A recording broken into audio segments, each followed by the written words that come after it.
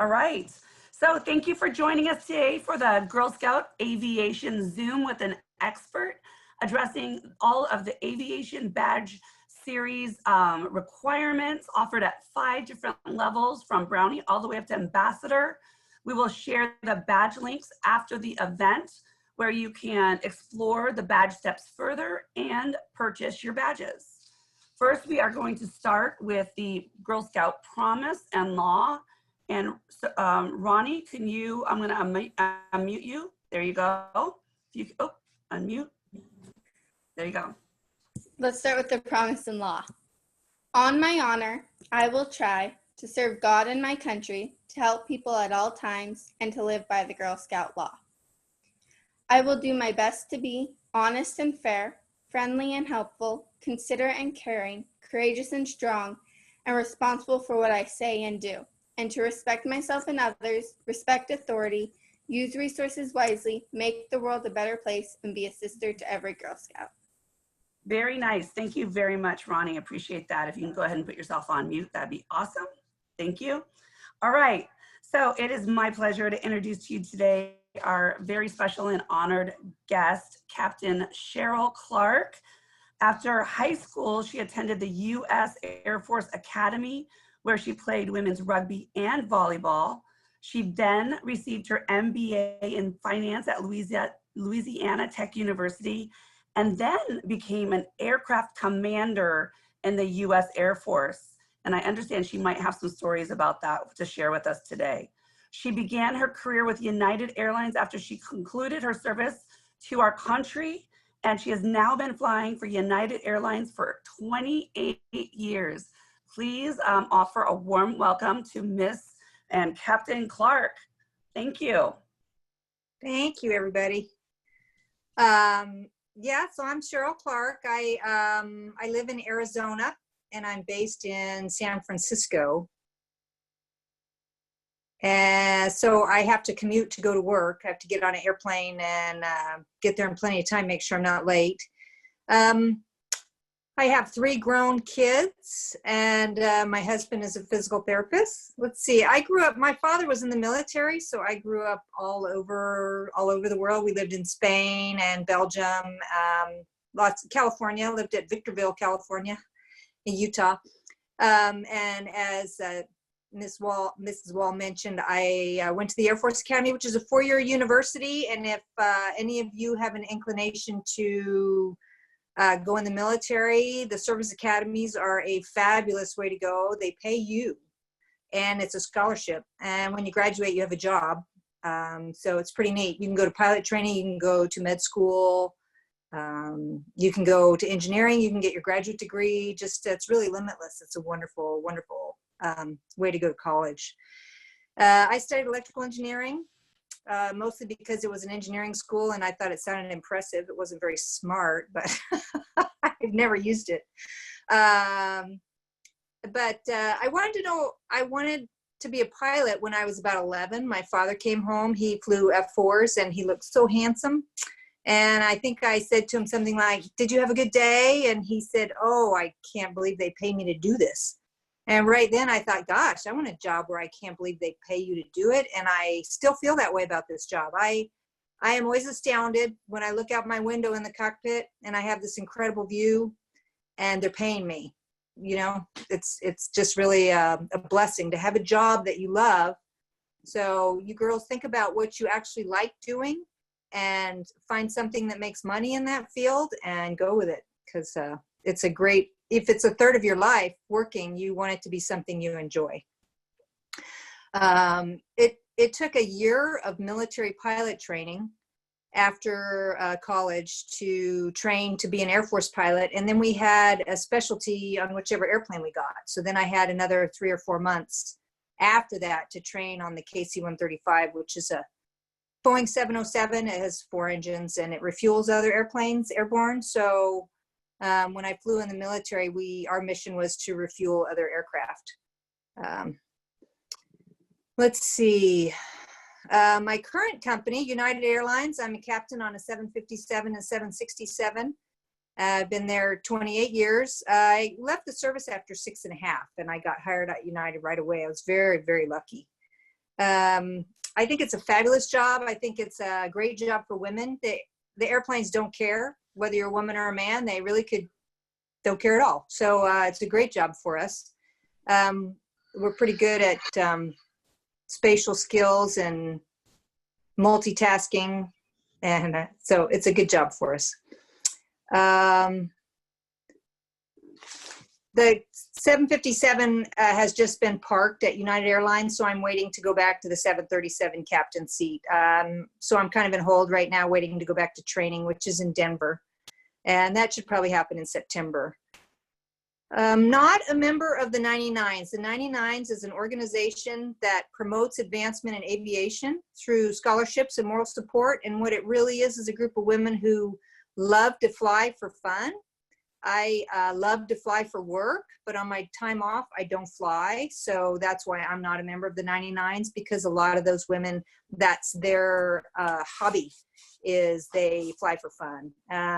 So my hobby is golf and construction projects. So I don't fly on my time off. Unfortunately, there's not that many women flying, and I don't really know why, because it's such a great job, and it's not that difficult to get there. I mean, it is difficult. You have to want it. So there's about 5% overall at the airlines. United Airlines has 7% women, and there's about 6,000 women flying commercially. Supposedly the registration is about 10,000 women that fly all over in the United States, 10,000 women. That includes non-commercial. So that's mostly about me and women flying. Do you have any questions?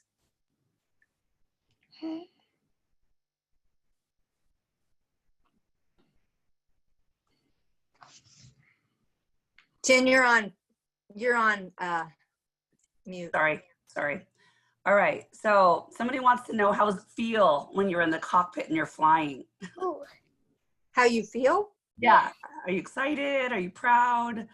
How do you feel? I think it's just, I'm excited. I just really like it. I mean, I like being there. It's very precise. It's in a way, precise in a way, in that you have to do your checklists in a certain order, and then you have expectations of how the flight's going to flow. And it's a comfortable feeling to be up there, to know what's coming next. But it's also really fun, exciting, because sometimes you don't know what's coming next. If you're going into weather, or you're going to a new field. I always like to go to a new field, because it's really, it's kind of exciting to go someplace new. So yeah, I like feeling up there. Another question is, do you know how many flights you've had? No, 28 years at United and 6 years in the Air Force. Gosh, I have about 16,000 hours. So I don't know how many flights that is. And then another question before we go on to your list here is, are you ever afraid or scared when you're flying? Rarely. No, not usually. I mean, even I would say if we hit severe turbulence, I might be scared just for a second, but because we understand what turbulence is, it would pass quickly. It would mostly be surprise, but not usually afraid, no. All right. So I'm going to unmute, and you can keep going on your question list. Okay. I have some questions here that she prepared. What do we have to do before we fly a plane? Well, so we meet in operations, and there's a lot of paperwork to go over. We have to check the weather. We have to check the fuel, make sure the fuel is correct for the route, and we're happy with what the dispatcher has planned for us. We look at the route, see if there's possibly a better route to go around turbulence or weather. Check the maintenance status of the airplane to make sure that I'm not concerned with something that is possibly needs to be fixed before we go. Check the passenger load. I like to know how many passengers we have. Aircraft status. I like to look at the flight attendants, because then when we get to the airplane, we brief the flight attendants on what their expectations are for the flight. And we tell them about the turbulence, expected turbulence, and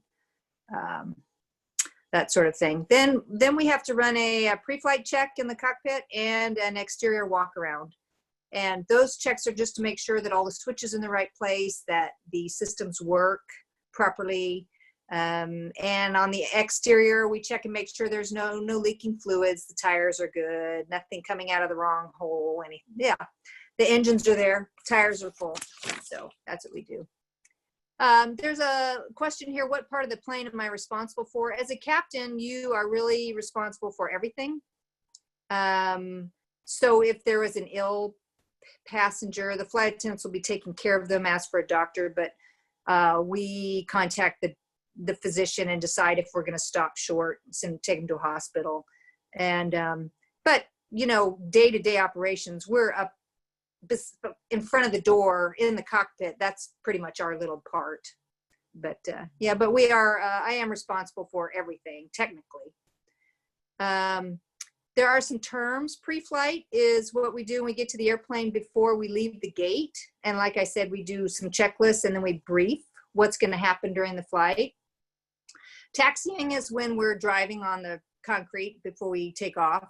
The takeoff is once we take the runway and advance the power and get to about 160 knots, and then we lift off. And the landing is when we come in. You all know that. The landing is when we come in and land on the ground and taxi back into the gate. Between takeoff and landing is flying, and usually hand fly for the first 10 minutes. So you get to, it's kind of fun. You get to turn and avoid clouds, and your nose is up and the power's up. So it's kind of a rush. It's really fun, especially if it's a light airplane. Then it climbs really fast. It's kind of neat. And then on the way down, usually take the autopilot off 10 minutes before landing, and fly also to fly in, so that you're well accustomed to the feel of the airplane before you land. During the rest of the time, it's usually on autopilot, and you talk to the airplane by pushing buttons. So you tell the autopilot what to do by either typing to a computer or actually pushing buttons, telling it where to turn, climb. Flying during the day, you can see everything. And at night, if you fly at night, you lose your depth perception. So it takes a little bit of practice landing without depth perception. But it's easy to see other aircraft at night. And if a storm has lightning, it's really cool to look out the window and see the lightning. And if it's a full moon, you can see the whole storm better at night. So it's just really different. Night is peaceful. The radios aren't as crowded, so it's quieter.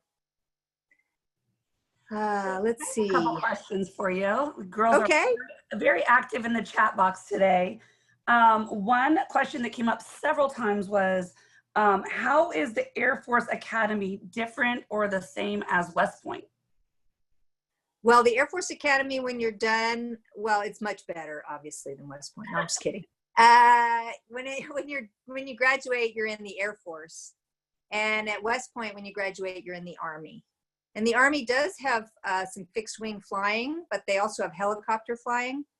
But their guys go on into infantry or drive tanks, and it's different military force. That's all.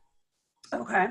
And the other question that came in, it says, what happens if something goes wrong? Do you land early?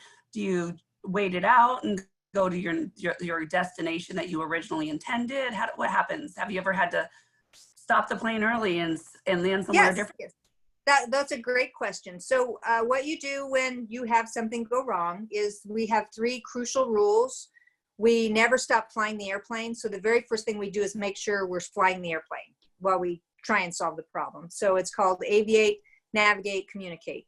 So someone is aviating, someone is flying the plane, and we have 2 people up there. So you divide the duty, and you're very specific. You say, hey, I'm going to run the checklist. You fly the airplane. Okay, I'm flying the airplane. That's right.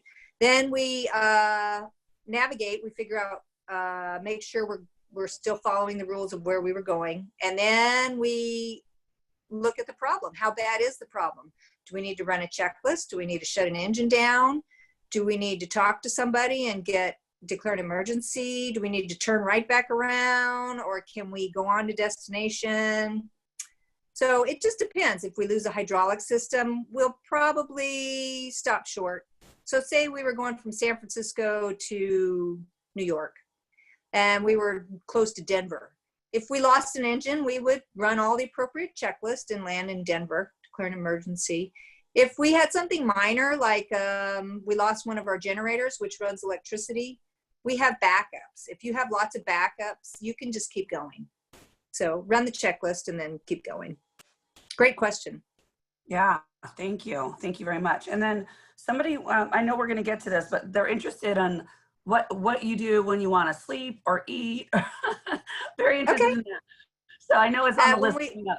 Yeah, when we want to eat, we call the flight attendant and ask them to put our meal in the oven or bring it up if it's a cold meal.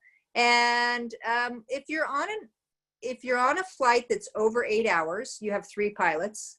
And if you're on a flight that's over 12 hours, you have 4 pilots.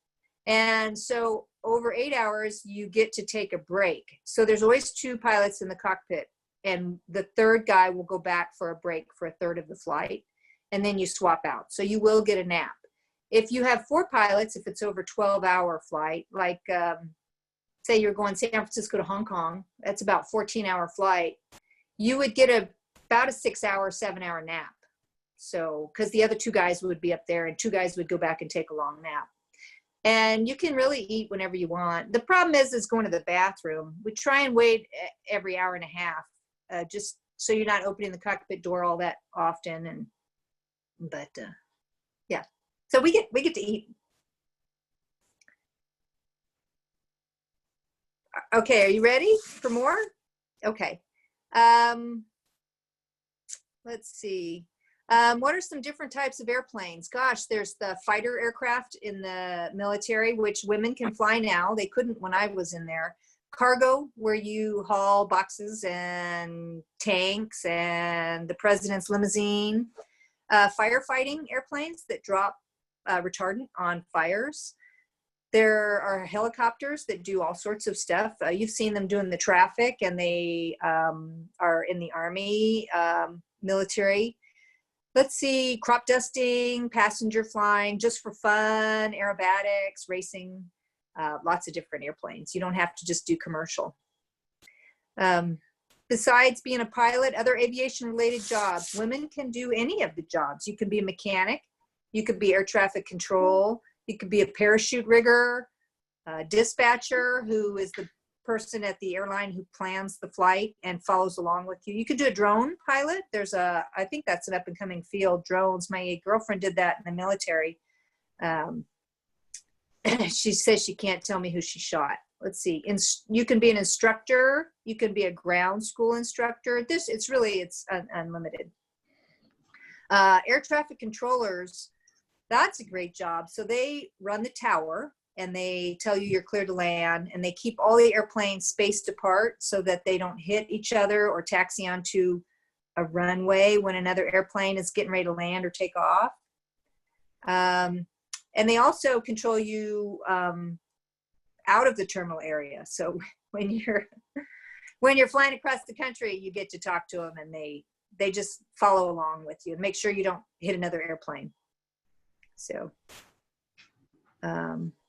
they need radar. They have to think spatially, like 3D and geometry. If you know how to read an analog clock, all you girls know how to read an analog clock, an old-fashioned one. So when the hands are, at 9 and 3, it's a 90 degrees. And then when you have the small hand on the 6 and the big hand on the 12, you've got 180 degrees out. So that's important to know about that sort of spatial sense. Airports, most of them have a tower. If they don't have, they all have a tower. There are some that no one works in the tower, and it's usually small airports, and you just know where you are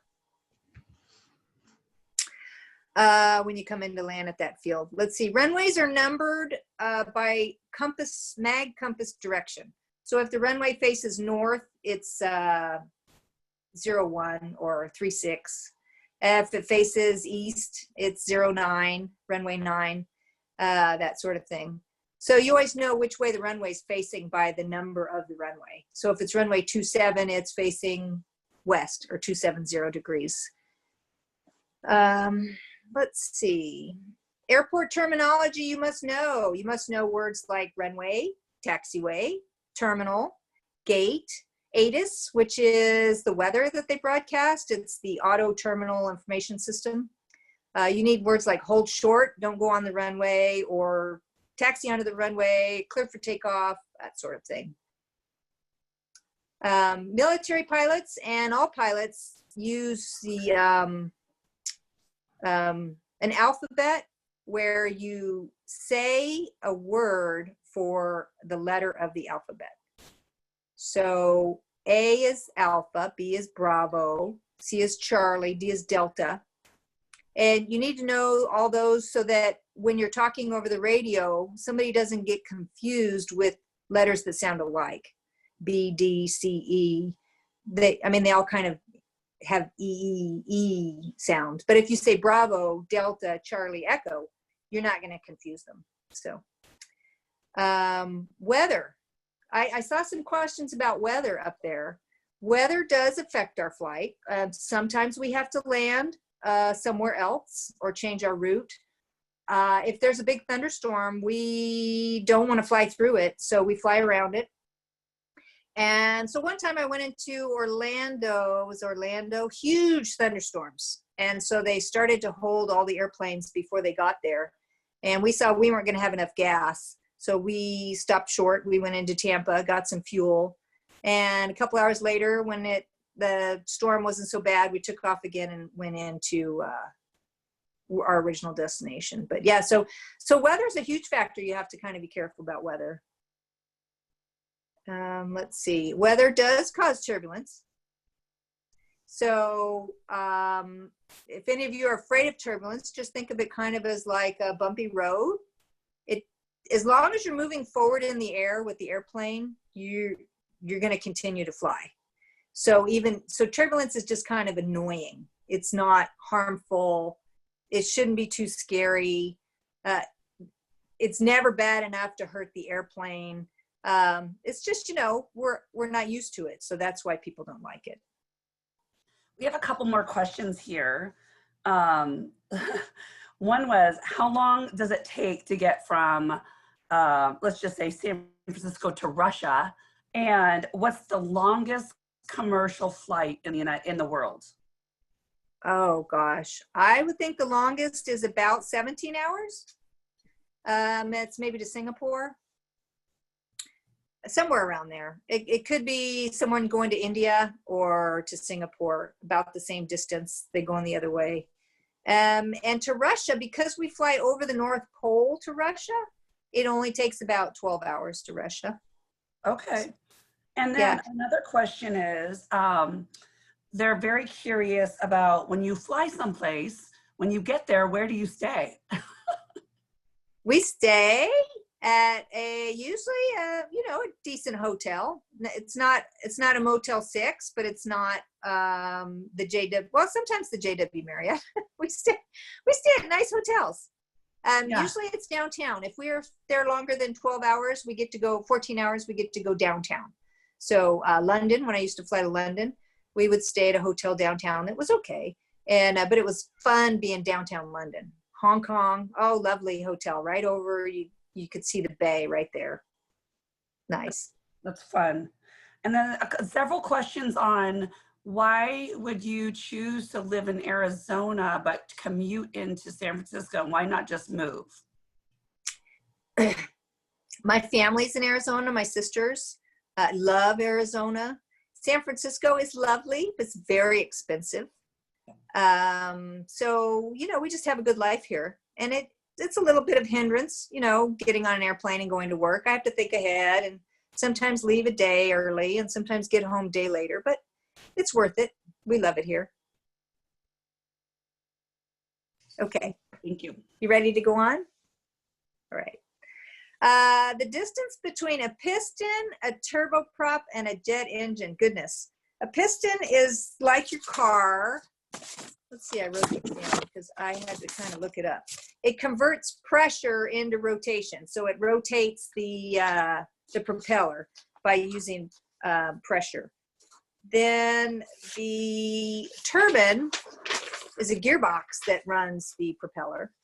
And then the jet engine, I don't know, does this work on this thing? Let me see if I can take this back screen off. Virtual background. How do you do that? Oh, okay. So here's the jet engine. You suck the air in, you squeeze it down, and when you do that, it makes it go faster. And then you light it on fire, that's the bang, and then it blows out the other end. And so what that does is, there, see, there's the inside of an airplane. So what that does, it propels you through the air. It's very efficient at high altitudes. The turbine and the gearbox are more efficient at middle altitudes. So small airplanes that are going smaller distances, you know, they're just hopping to Redmond. Is that a place in California? San Francisco to Redmond. They won't go as high, and it works better with like a turbine and a propeller. Airplane technology changes. You know, the basics of flying an airplane don't really change that fast. What changes is the computer systems, the navigation systems. Let's see, we have so much weather now on our computer at work. We can, let me pull this up, see if I can get it.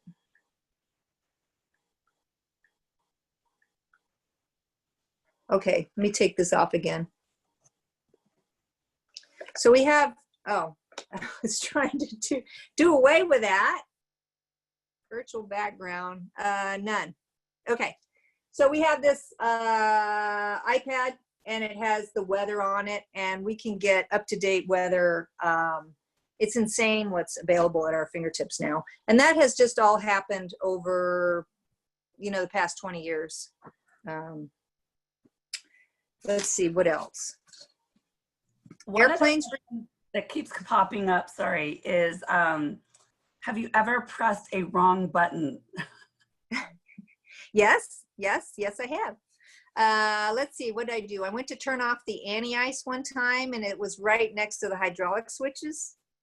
So I thought I was turning off the anti-ice, and I turned off the hydraulic switches, and you know, the airplane lets you know. It disconnected the autopilot, and it makes a noise when it does that. So it went wah, wah. So we just pushed the button to put the autopilot back on and turned off the anti-ice. So yeah, pushing a wrong button doesn't really, could never make you crash or anything. It just, you know, self-correcting. That's perfect. And then there's another question. I think this is a really great question. How hard is it to get into the Air Force Academy? Okay, girls, it is, you need good grades, but they look at the whole man concept, and I say whole man, gender, non-gender specific. They want you to be a well-rounded individual. So they want you to have Girl Scouts in your background. They want you to have National Honor Society. They want to see that you volunteer. They want to see that if you don't play, that you either play a sport or play an instrument, so that you have other activities other than school. They do want you to be a good student. Grades are important, like I said, and your SAT or ACT scores are important. So really kind of the same thing you need to get into Stanford or any other higher school, college. Great question. Very good question. So someone wants to know, do they retire airplanes? Airplanes do get retired, but what usually happens to them is the airline or the military will retire the plane, and then someone else will buy them. So another carrier or a cargo unit will buy these older airplanes and refurbish them. The planes I flew in the Air Force were built in 1956 to 1965, and they're still flying. They re-winged them. They put new wings on them, new engines, new interior, and they're still working. So that's a pretty old airplane. Yeah. Let's see, the planes I do fly have internet, and it does not really interfere with equipment. Cell phones used to interfere with equipment, and if everybody was talking on their cell phone, it quite possibly could if we were doing an instrument approach, but I don't think it affects it so much anymore. And we're at a question line. Do you want to ask more questions? I've been asking a lot of them along the way, so thank you and for being patient with me because the girls are asking so many questions. And one of the questions, this is pretty interesting, I think, is what do you have to do, or how much do you have to do when autopilot is on? Oh, well, we have to monitor the fuel. We do this HEFO check. It's hydraulics, electrics, fuel, oxygen, engines. So you just monitor those periodically. We have to talk to air traffic control. It seems like when you're flying in the United States, you talk to them all the time. We try to have a conversation with the co-pilot, and they keep interrupting us to switch the radio. So we're always talking to air traffic control. When you fly internationally, not so much talking, but there's still a lot of, you have to check your route, make sure that you're where you think you are over the ocean. There's quite a few periods of calm where, you just talk to the other person. Perfect. Let's see, how old do you have to be to start taking flying lessons? Well, I don't believe there's a limit on how old you have to be to take lessons, but the rules are governed on when you can get your license. You can get your private license at 17, you can get your glider license at 14, and you can solo an aircraft at 16. So you can fly with an instructor whenever you want. You just can't solo until you're 16 and then get your license till you're 17. And the rules are governed by the federal government, the FAA, the Federal Aviation Administration, not by the state. Your license has to be renewed. I'm not sure just for regular flying, but in the airlines, every 9 months we go to training, and we have to get a medical exam every 6 months. So if you're just flying for fun, I think you only need a medical once a year. And the medical is pretty much to make sure you can hear, you don't have heart murmurs, you're healthy enough not to fall over while you're flying. So one of the questions that just popped up was, if you're traveling to an international destination, how do you communicate from a language perspective with the air traffic controller and the team on that end? The international language of aviation is English. Oh, perfect. So they all speak English, some of them not so well. So it's nice to have been in there before, so you know what they're saying. It's nice to, when you go to China, Beijing for the first time, you hope you're on a flight with 3 other guys who've already been there so that they can tell you what they're saying, because sometimes it's not so easy to understand them. So when I was flying in the Gulf War in the 1991, we were TDY to, which is temporary duty, to Thailand. We had a crew of 4 in my airplane, and we were flying around the tower, and the tower man was telling us something, and none of us could understand. And we asked him to repeat it. Must have been 5 or 6 times. Everybody just kept holding say it again. And, we'd try and hear. Everybody was listening. I go, did anybody get that? No, say again. Finally, we just landed because we had no idea what he was saying. But yeah, but they do speak English. That was a long answer. I'm sorry. That's perfect. Okay. All right. Let's see. Difference in training and certification for different types of flyings and planes. Well, anytime you're on 121 carrier, which is for hire, which is what I fly, you have to have an ATP, which is 1,500 hours in an airplane before you can get hired by a carrier. Less than 1,500 hours, you can get hired by smaller cargo operations or smaller carriers. Ongoing education and training, we do go, like I said, to the simulator once every 9 months, and we spend 2 or 3 days there. We practice emergencies. We practice losing an engine. We practice that whole aviate, navigate, communicate thing, running the checklist properly. And then we also do online training once a quarter. So, and it reviews systems on the airplane and federal rules and that sort of thing.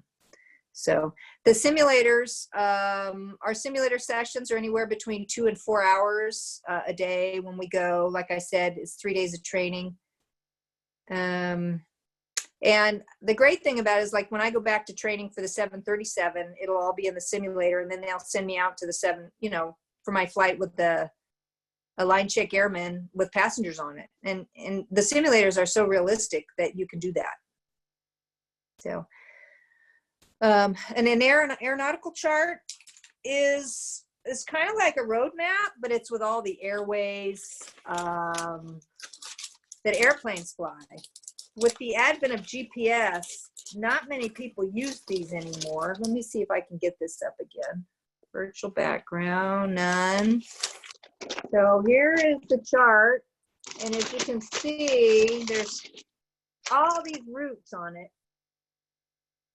And so we used to highlight where we were going and, follow it by tuning in the radio and making the line, following the line on the VOR in front of us. But it's all this beautiful digital stuff. You follow the purple line. So it really, the advancements in flight are amazing, just amazing. I have a couple questions here.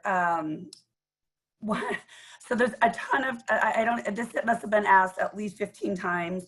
What happens if both the pilot and the co-pilot black out? So has that ever happened? No, that's never happened. No. And then, and there's a lot of questions about restricted airspace. How do you know when you're near that? How do you know if you're going in it? What happens? Because we're filed on a flight plan with commercial aviation, we avoid the restricted airspace, and that's part of air traffic control's job, to keep us out of restricted airspace. So sometimes we'll ask for a shortcut. I can specifically think of, that corner of Florida, how Florida goes like this, and then it goes down. Well, you don't want to make a 90-degree turn. You want to cut across the water, but there's some restricted areas there. And so if those are active, meaning if the military's out there using those, they won't let you. So that's air traffic control will keep you out of those. But we do, on these charts, it has those restricted areas. And new little airplanes, if you guys go fly little airplanes, they have these really cool avionics on them where they have the restricted areas superimposed on your route so you don't go in them. So I saw, have you ever been over Area 51? Yeah, yes.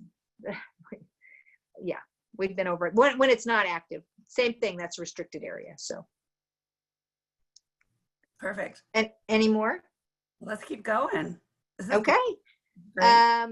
Somebody, you were talking about the co-pilot and the captain blackout at the same time. We do practice if one of the pilots blacks out or has a stroke or a heart attack or something.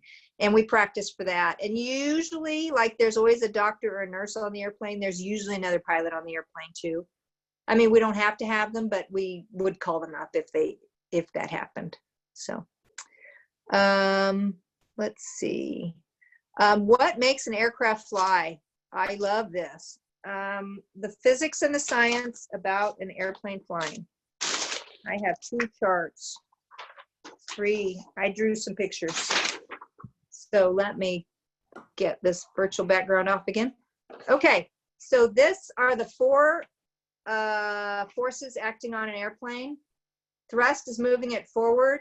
Gravity is pulling it down. Lift is lifting it up. And drag is pulling it back. And the way the wing works is, as long as you're going forward in the air, let's see this one. You're going forward in the air, right? The air, I gotta do it on this side. The air is coming over the wing because you're flying forward through the air. And so it splits and it goes under the wing.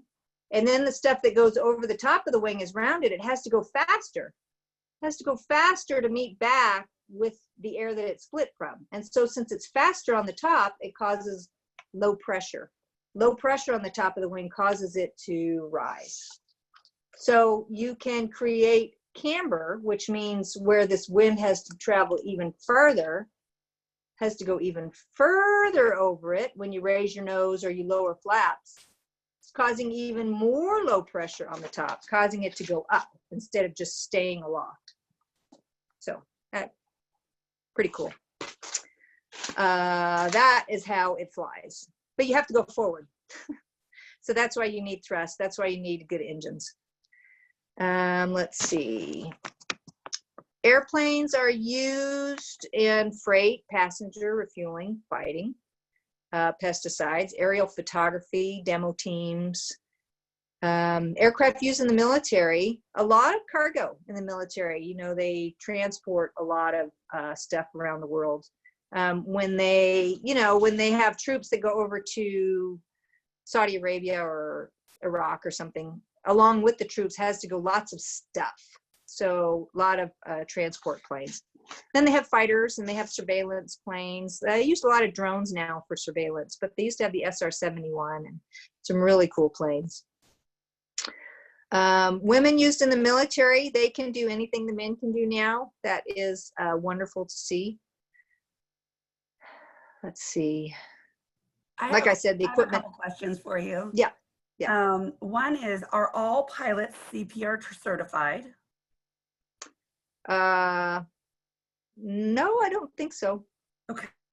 Flight And attendants. then another question is, how does the wind affect your flight time if you're flying with or against the wind? I wish the person who asked that would tell me what they think.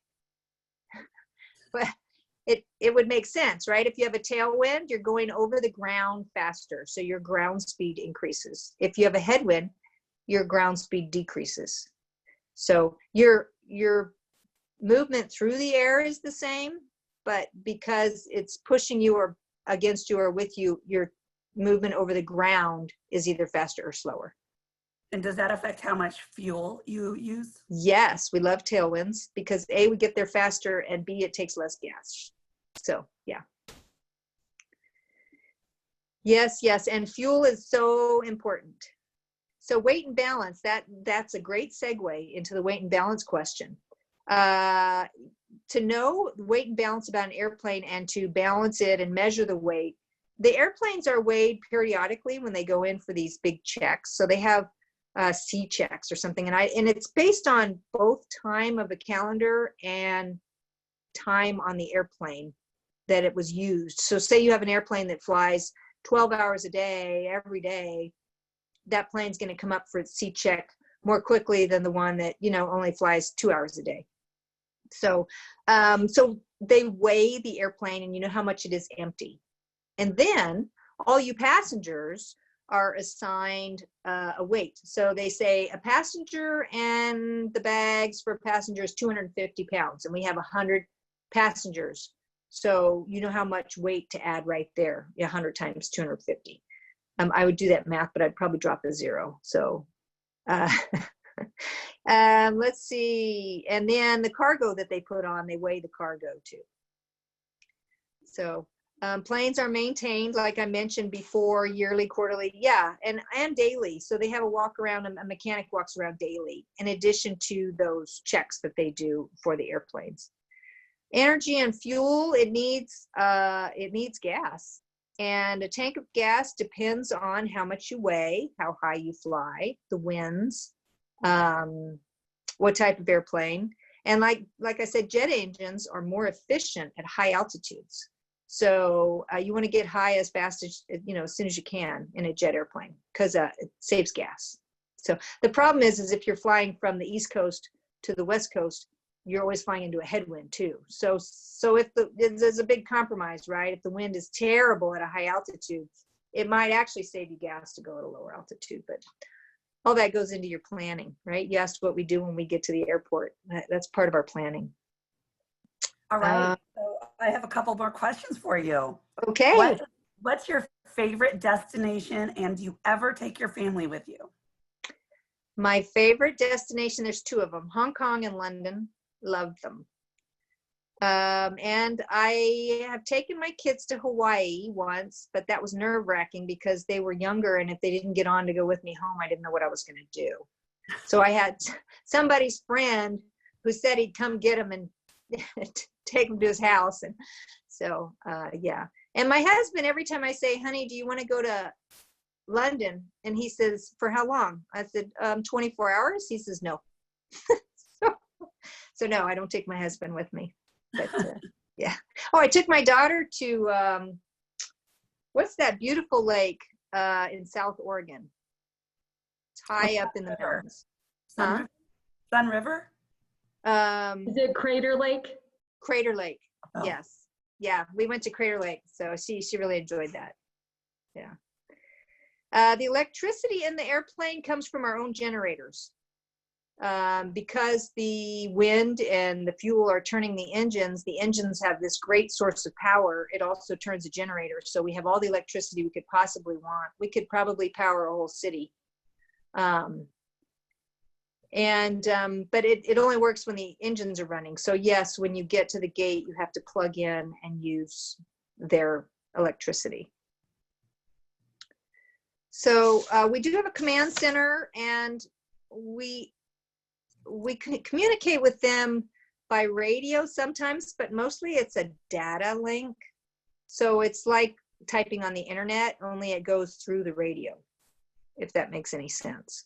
And we can do that anywhere in the United States using the VHF radio, which has to be line of sight.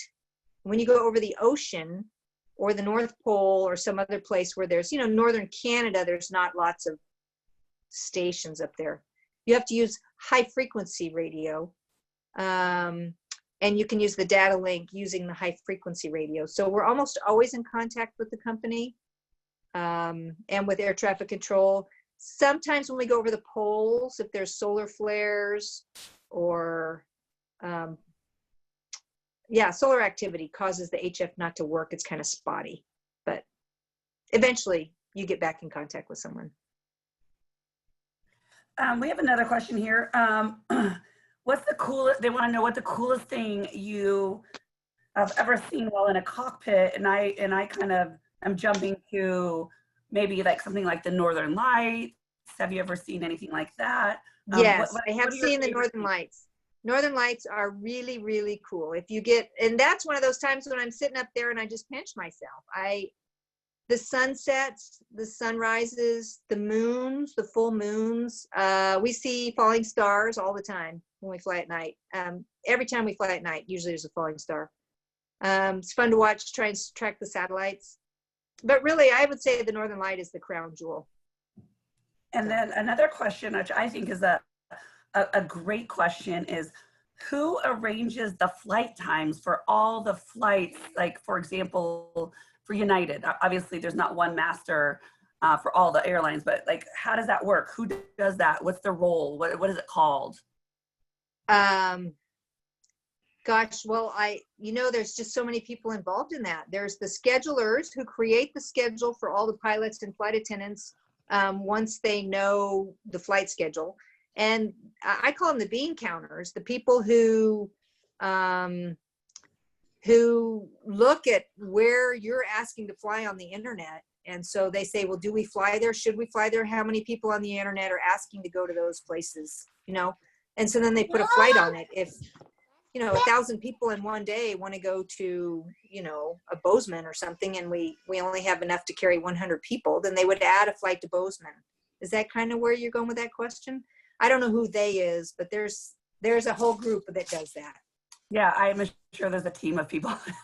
Yeah. Okay. Sorry. How far are we on your list? You have so much good information. Oh, well, I'm almost done with your questions, so I can finish and then we can just have questions. Wonderful. Okay, great. Go for it. All right. It asks communicate with the command center. I already did that. No, I'm not usually scared while flying. Well, I have a story from one of my first solos in a T-38, which is this really cool looking fighter airplane in the Air Force. And I was out by myself flying around, and I pushed the engines up as far as they'd go, and I put the nose straight up, and I was spinning up, and I looked down and it looked like I was overheating the engines. I thought, uh-oh. So I pulled the power back and then flew around for a little while. And then I tried it again and they overheated again. And I just got panicked. So I called the command center and they said, it does that every time you push the engines up to full power. If you just hold on for a minute, it drops back down below temp. Oh, you're right. Okay. So it was just one of those things, I was a new pilot and hadn't noticed that before. So, who is Amelia Earhart and why is she important? She is one of the most famous women pilots. She was very high profile. She wanted to make history. She had a lot of financial backing. And she was the first female solo across the Atlantic. She actually founded the 99s or helped found the 99s with some other women who like to fly. Jackie Cochran's famous also. And then there's a girl named Beryl Markham who flew across the Atlantic solo, the opposite direction from Amelia Earhart. Let's see, any women in space or flying that inspire me? Actually, my father inspired me to fly, but I do think Beryl Markham was pretty remarkable. She has a book she wrote called West with the Night. It's a bit dry at the beginning, and if you get into it, it's pretty good. I really like her. And Sally Ride, if any of you girls want to read a book about a groundbreaking woman, Sally Ride was the first woman in space. And she has quite a few of her own books. And then there's a great book about her. And I think that's all I have on your pages. What else you got? All right, so that's great. Thank you so much. We have a couple more questions. We wanted to know, how high can a commercial airline or plane fly? And what's the ideal, like, because they always say, oh, we're raising at the beginning and then you flatten out. What's the ideal height of a flight to maximize, fuel and time when you're going from destination A to B? Well, you want to go as high. So even if it's a very short flight, it's most efficient. So say you're going from San Francisco to Reno, which is very close, right? You would climb to the point where you could be at an altitude for 1 minute and then come back down. And that's the most fuel efficient way for the airplane. So say if you started your climb out of San Francisco and you could make it to flight level 290 or 29,000 feet and be there for 1 minute and then have to start down to get into Reno, that's where they would want you to be. But if you're going a long way, you want to go up to, 41,000 or 43,000. So the airplanes usually have a ceiling limit, which is based on pressurization and time to descent. So for emergencies, you have to be able to descend to 10,000 feet if you lost pressurization in a certain number of minutes. So say a 737 can't go above 41,000 feet because it takes too long to get down above that altitude. But most airplanes are certified to 43,000 feet. Interesting. And I saw somebody say Sally Ride was the third woman in space. I'm glad that somebody knows that. I just know that there's a book out there called First Woman in Space. I haven't read it, so I don't know much about who the other two were in space. If somebody wants to put that information out, I'd love to know it. Fantastic. And then several times someone asked if you can become a pilot if you're deaf. And somebody also asked if blind, but obviously I don't know how you would do that. But are there any commercial pilots that are deaf that can't hear? How would you do that? I don't know. No, because you have to be able to hear to pass your physical. Mm. We have some who are having hearing aids because the only thing you have to be able to hear is conversation. You don't have to hear, the little, when you go in the booth and you have to hear a little teeny sound. No, you have to be able to hear a normal conversation because you communicate on the radio. At some point when it's digital communication, then the deaf can become pilots. So. Yep. Interesting. And then can you talk a little bit more about the pressurization of the airplanes and how much pressure there is on the outside of the airplanes as you increase in when you climb in altitude, and how come we don't feel that when we're in the airplane enjoying our pretzels and our soda. Okay, so say once again we start in San Francisco. As you climb, it slowly increases the altitude in the airplane to approximately 5,000 to 8,000 feet. So that's why a lot of on long flights, a lot of elderly have issues. You'll hear for a doctor, say you're flying to Tokyo or something, guarantee someone on there is going to need a doctor who's going to need oxygen because it's an elderly person and they're flying at 7,000 feet cabin altitude, and they're just not used to 7,000 feet. That's higher than Denver, right?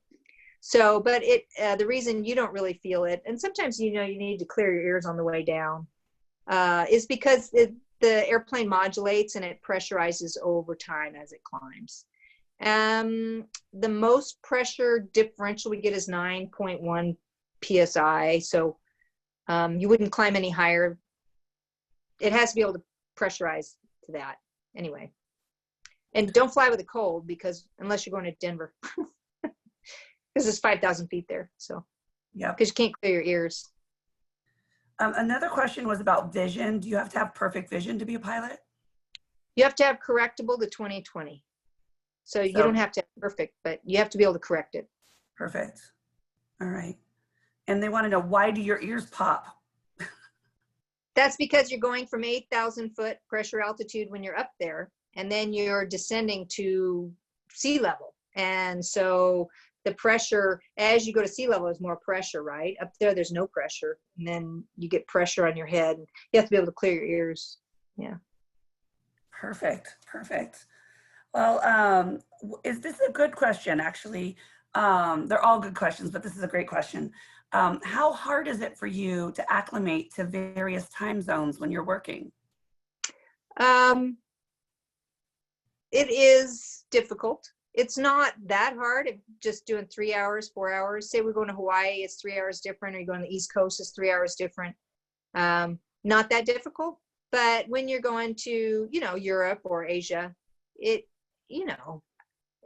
difficult. So you just sleep when you can, listen to your body, try and eat right, exercise right, like everything in life, right? You want to take care of yourself physically and mentally so that you can do your job as best as you can. Perfect. Perfect. Well, we're getting a lot of duplicate questions that we got at the beginning of the session, so I'm not going to ask those again. It is 5 o'clock, and we appreciate you giving us an hour of your time, which is super valuable. This was very engaging and very informative, so thank you very much. Can we, hey, Girl Scouts, can we all give Captain Clark a big Girl Scout goodbye with some waving hands and thank yous? Thank you, girls. This was my pleasure. I really enjoyed it. You can go ahead and Have a nice day. Bye. Thank you. Thank you. Thank you. Hi. Yes, somebody said, should they go to West? Yes. Bye. Bye, guys. Bye. Bye. Bye.